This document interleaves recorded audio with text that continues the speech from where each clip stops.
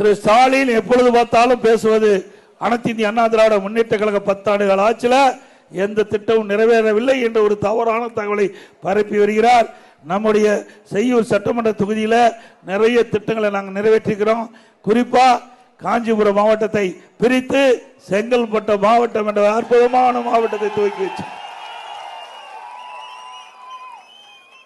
எடையாத்தூர் பாலாற்றில் 13 கோடி மதிப்பீட்டில் மேம்பாலம் அமைக்கப்பட்டது. சேவூர் இரும்புலிச்சேரி பாலாற்றில் 30 கோடி மதிப்பீட்டில் மேம்பாலம் அமைக்கப்பட்டது. வாயிலூர் பாலாற்றின் குறுக்கே 32 கோடி மதிப்பீட்டில் தடுப்பணை கட்டப்பட்டது. வள்ளிபுரம் ஈசூர் பாலாற்றின் குறுக்கே 32 கோடி மதிப்பீட்டில் தடுப்பணை கட்டப்பட்டு அங்கே தண்ணீர் தேக்கி நிலத்தடி உயர்த்த அரசு அதிமுக அரசு. செய்யூர் நீதிமன்றம் புதிதாக உருவாக்கப்பட்டது.